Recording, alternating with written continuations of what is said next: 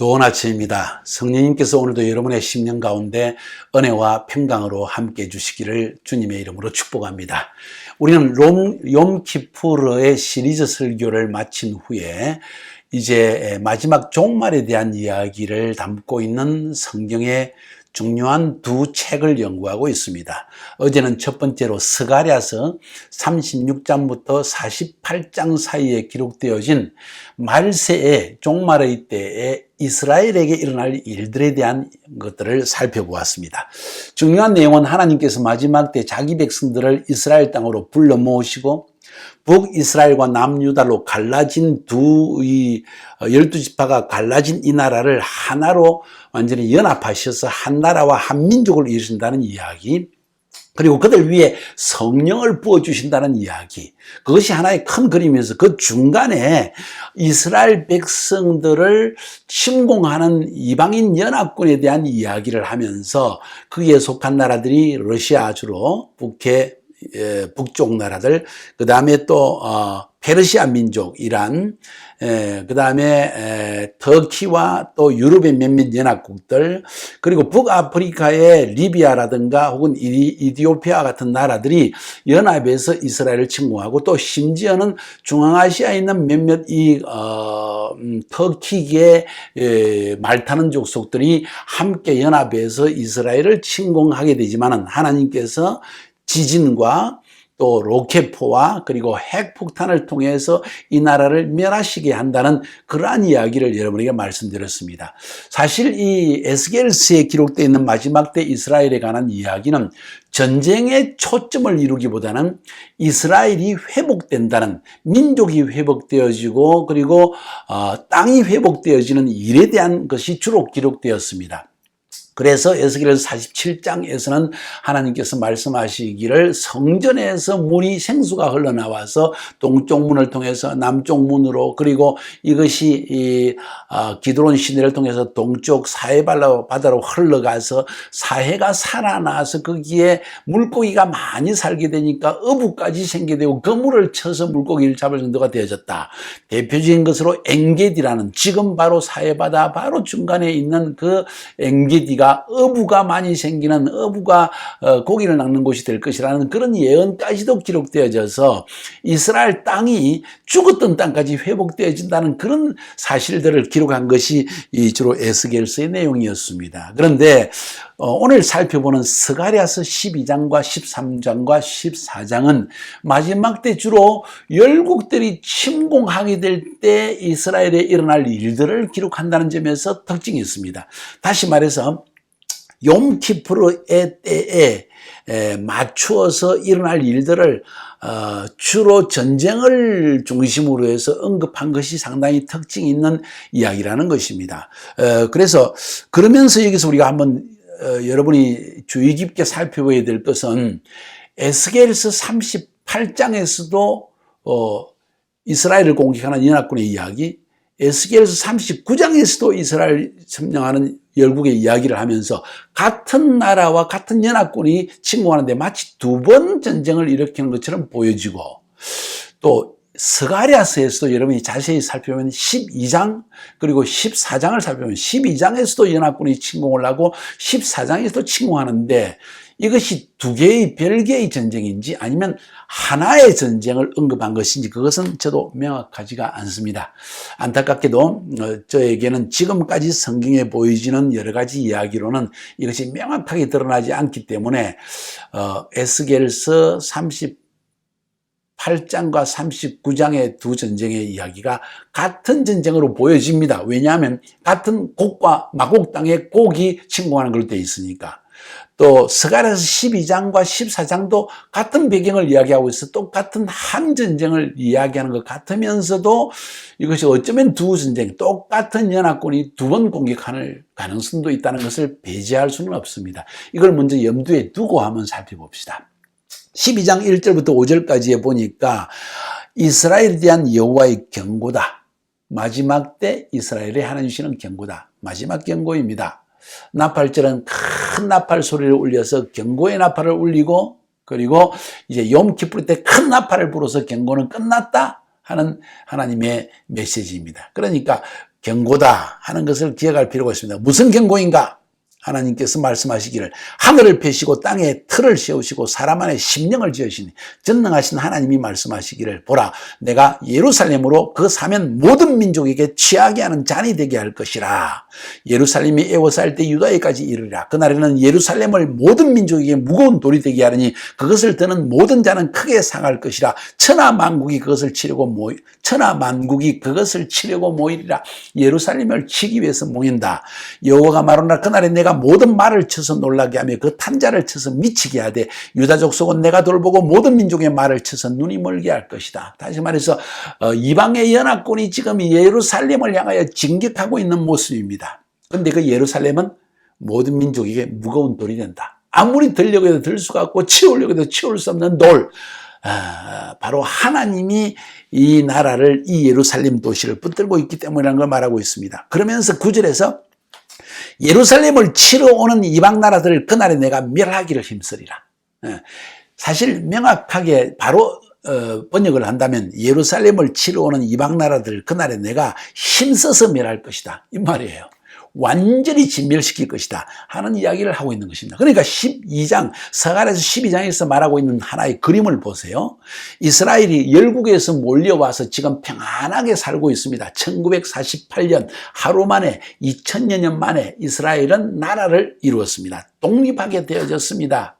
엄격히 말하면 거의 2500년 만에 드디어 나라를 세운 거예요. 아니 좀 더 말하면 2500년, 그렇죠. 2500년, 2600년 만에 처음으로 나라를 세우게 된 거예요. 하루아침에 나라가 선 것입니다. 그래서 열국에서 이스라엘 백성들이 다 몰려왔습니다. 말씀드린 것처럼 1600만 정도의 유대인이 전 세계에 살고 있는데 800만이 지금 이스라엘에 들어와 살고 있습니다. 2019년 기준으로. 나머지 600만은 미국에, 나머지 200만은 유럽 정도에 살고 있습니다. 이래서 모두가 1600만인데, 자, 이런 이스라엘 백성을 지금 이방 나라가 연합해서 치러 들어온다는 거예요. 그런데 하나님께서 힘써서 멸할 것이다. 그때 무슨 일이 일어나느냐? 그때 큰 그림을 지금 보여줍니다. 큰 그림. 마지막 때 하나님께서 세상을 심판하시고 자기 백성을 구원하시고 예수님이 재림하실 그때 일어날 가장 큰 그림을 지금 보여주고 있는데 이렇게 연합군이 침공하고 그 다음에 또 일어날 일들이 뭔가 하니 9절 10절에 보니까 내가 다윗의 집과 예루살렘 주민에게 은총과 강구하는 심령을, 이게 영을 부어준다는 말로 되어 있습니다. 영을 부어주신다. 그들이 그 찌른 바 그를 바라보고 그를 위하여 애통하기를 독자를 위하여 애통하듯 하며 그를 위하여 통곡하기를 장자를 위하여 통곡하듯 하리로다. 무슨 이야기인지 아십니까? 하나님께서 성령을 부어주시는데 그 영이 임하니까 그들이 비로소 눈을 떠서 2000년 전에 십자가에서 우리가 죽였던 대제사장과 장로들과 바리새인과 서기관들이 죽이라 했던 그 예수가 바로 메시아였구나 하는 사실을 깨닫고 애곡을 한다는 것입니다. 애곡을 한다는 거예요. 다시 말해서 드디어 예수가 메시아라는 것을 인정하는, 그래서 이스라엘 민족적 회개가, 국가적인 회개가 일어나는 모습을 지금 10절에서 우리에게 보여주고 있습니다. 이런 회개가 일어나자마자 하나님께서 무슨 일을 행하시는가? 13장으로 넘어가면 1절에 그날에 죄와 더러움을 씻는 샘이 다윗의 족속과 예루살렘 주민을 위해서 열리리라. 죄를 씻는 물, 더러움을 씻는 물이 이스라엘 백성, 다윗 족속과 예루살렘 주민에서 임한다, 열린다. 이 말은 무슨 말입니까? 지금 대속죄일이 터졌다는 거예요. 욤키푸르 날이 왔다는 것입니다. 그날 비로소 하나님께서 그들의 모든 죄악을 완전히 씻어주시는 그날이 왔다는 것입니다. 역사상 유대인들이 지었던 모든 죄악이 국가적인 회개, 민족적인 회개를 통하여서 하나님이 완전히 씻어주시는 그날이 언제냐? 욤키푸르 날이라는 것입니다. 무슨 말인지 이해가 되시죠? 나팔절 때 하나님이 경고를 주셨습니다. 열국이 침공할 것이다. 조심해라. 너희들이 회개하지 않으면 너희들이 멸망한다. 그리고는 하나님께서 드디어 욤키푸르 날에 이런 그 회개의 영을 부어주시고 이 회개를 하자마자 하나님께서 그들에게 완전히 죄를 씻는 그런 샘물을 터지게 하시고 그들로 하여금 민족적 회개가 이루어지고 이로 말미암아 온 이스라엘이 구원을 얻으리라 하는 그 로마서의 말씀이 그대로 성취되는 그 순간을 보게 하신다는 거예요.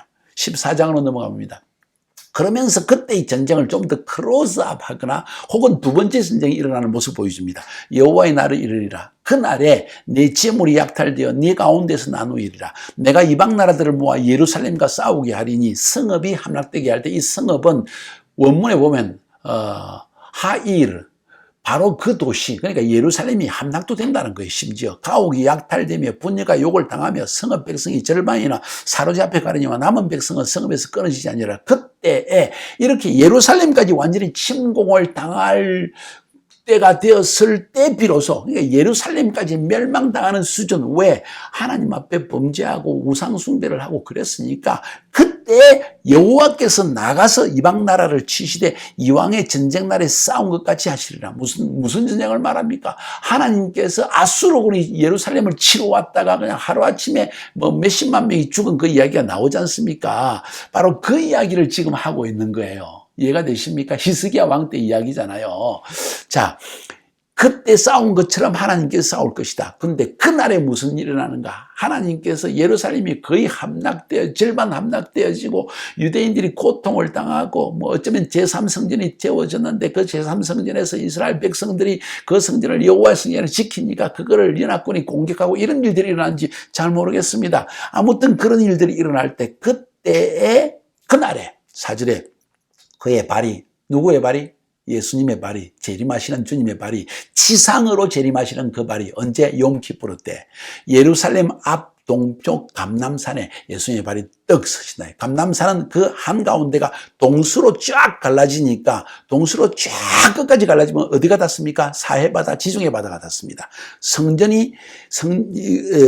중심으로 해서 동수로 쫙 갈라지면 동쪽으로 가는 골짜기 이름이 기드론 시내가입니다. 그 기드론 시내가가 지금도 예루살렘과 감람산 사이에 기드론 시내가가 있는데 그 시내가가 골짜기가 쭉쭉 연결돼 지금도 사해까지 연결돼 있거든요. 근데 그때는 지진이 일어나가지고 연합군이 그 지진 때문에 침몰을 하고 동서로 갈라져서 남북으로 땅이 갈라지고 동서로 이게 강물이 형성되어지고 그 성전에서 물이 쫙 흘러나와서 사해바다까지 들어가서 지난 시간에 어제 에스겔서 47장에서 본 것처럼 그 생수가 사해바다를 살리고 물고기도 살아나고 엥게디에서 어부가 생겨나는 이런 일들. 그래서 이스라엘 땅이 회복되어지는 일이 성전에서 생수가 흘러남으로 일어난다 하는 이야기 했는데 바로 4절에 그날에 그의 발이 예루살렘 앞 곧 동쪽 감람산에 서시고 왜 동쪽 감람산에? 그새 동쪽 문을 통하여 성전에 들어가시려고. 에스겔서 46장에 보면 또 43장 계속해서 보면은 그 앞부분에서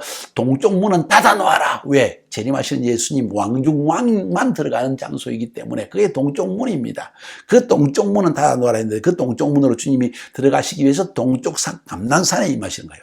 감람산은 그 한가운데가 동서로 갈라져서 매우 큰 골짜기가 되어서 산 절반은 북으로 산 절반은 남으로 옮기고 그 산 골짜기는 아셀까지 이르지라. 너희가 그 산 골짜기로 도망하되 유다 왕 우시아 때 지진을 피하여 도망한 것이 하리니 나의 하나님이 여호와께서 임하실 것이요 모든 거룩한 자들이 주와 함께 하리라. 천군천사와 함께 임하신다는 겁니다. 완전 지상재림입니다. 어쩌면 공중에 나팔절에 공중으로 휴가한 하나님의 백성들, 성도들과 함께 지상재림을 하시는 모습을 지금 말하고 있는 것이 아닌가 생각되어집니다. 8절에 보니까 그날에 생수가 예루살렘에서 솟아나서 지금 에스겔서 47장의 생수 이야기가 여기서 나오는데 그 생수가 절반은 동해가 어디입니까? 사해바다. 절반은 서해가 어디입니까? 지중해입니다. 흐를 것이라. 여름에도 겨울에도 그러하리라. 이 땅이 완전히 흐르네. 그때 일어날 일을 또 이렇게 묘사합니다. 지진만 일어난 것이 아니고 12절에 보니까 예루살렘을 친 모든 백성에게 여호와께서 내리실 재앙이 이러하니 곧 섰을 때 그들의 살이 썩으며 그들의 눈동자가 눈구멍 속에서 썩으며 그들의 혀가 입 속에서 썩을 것이요. 핵전쟁이 일어난다는 겁니다. 핵전쟁이 팍 터지니까 순식간에 녹아버리는 거예요. 그 모습을 지금 그 당시에는 서가래가 핵전쟁이 뭔지, 아톰이 뭔지를 몰랐습니다. 그런데 지금 이 묘사는 그대로 핵전쟁이 일어날 때의 사람이 녹아내리는 상황을 지금 이야기하는 거예요. 그날에 여호와께서 그들을 크게 요란하게 하시리니 피차 손으로 붙잡으며 피차 손을 들어 칠 것이며 연합군 사이에 전쟁이 일어난다는 거예요. 우리가 지금 이스라엘 칠 때가 아니다 하는 나라와 쳐도 된다. 뭐 그런 서로 싸운다는 이런 일도 그 당시에 일어나게 될 것이라는 걸 지금 묘사하고 있는 것입니다. 하나님이 어떻게 이스라엘을 보호하시는가, 또 하나님이 연합군을 치실 때 어떻게 치시는가, 지진과 핵전쟁, 이걸 통해 치신다는 것을 지금 말하고 있는 거예요. 여러분 이걸 꼭 기억하고 놓으십시오. 그러면서 그 다음에 이런 일들이 일어나서 열방을 심판하시고 난 다음에 하나님은 이제 천년왕국의 왕으로 임하십니다. 천년왕국이 시작되어진다는 이야기입니다. 주님께서 감람산 위로 임재하셔서 동쪽 문을 통해 성전에 들어가셔서 드디어 왕중왕으로 통치하십니다. 하나님 나라의 통치가 지상에서 천년 동안 이루어집니다. 그것을 초막절은 그것을 상징하는 거예요. 그래서 16절에 보니까 예루살렘을 치러 왔던 이방 나라들 중에 남은 자가 해마다 올라가서 남은 자가 해마다 천년 동안 해마다 올라가서 그 왕 만군의 여호와께 경배하며 초막절을 지킬 것이라. 땅에 있는 족속들 중에서 그 왕 만군의 여호와께 경배하러 예루살렘에 올라가지 아니하는 자들에게는 비를 내리지 아니할 것인즉, 이게 지상에서 일어나는 천년왕국을 지금 이야기하는 것이 아니고 무엇이겠습니까? 땅에 있는 족속들 중에 예루살렘에 올라가지 않는다는 표현은 지상의 하나님의 천년왕국이 시작된다는 걸 말합니다. 만일 애굽 족속이 올라가지 아니할 때는 비 내림이 있지 아니하리니 여호와께서 초막절을 지키러 올라오지 아니하는 이방 나라들의 사람을 치시는 재앙을 그들에게 내요. 그러니까 초막절 지키러 안 올라가면, 예수님을 왕중왕으로 인정하지 아니하면, 그분의 통치를 받아들이지 아니하면 하나님께서 심판하시고 저주를 내리신다는 이야기예요.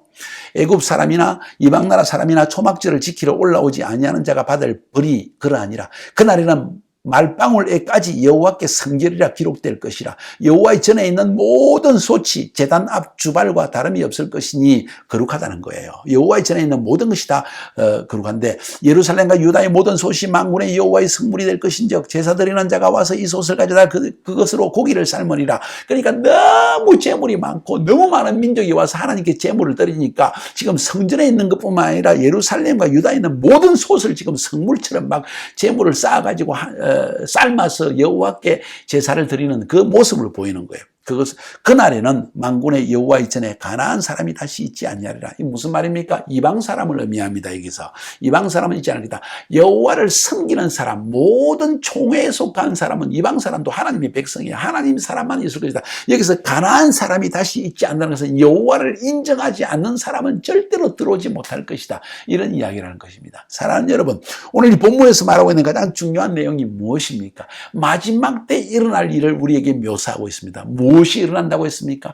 이스라엘 백성은 에스겔서에 의해서 완전히 자기 이스라엘 땅으로 돌아왔습니다. 평안히 살 때 연합군이 쳐들어옵니다. 쳐들어오지만은 심지어 예루살렘까지 절반 함락되어지지만은 그때 하나님께서 이 연합군들을 치시는데, 예루살렘이 그 도시에 어떻게 연합군이 다 들어가 몇십만 명이 쳐들어왔을 것입니다. 그래서 나머지는 전부 예루살렘 주변에 진을 치고 있는데 지진이 일어나죠. 폭삭 망하는데, 그것도 또 모자라서 예루살렘을 그래도 공격하려 하면 핵전쟁으로 무너뜨리신다는 거예요. 그때 성전에서 샘물이 흘러나와서 동서로 갈라져서 사해바다를 살리고 지중해 바다도 한쪽으로 흘러 들어가고 땅이 회복되어지는 역사, 민족의 회복되어지는 역사가 나타나고, 그와 동시에 하나님께서 이 이방인들은 전부 멸망을 시킨다는 거예요.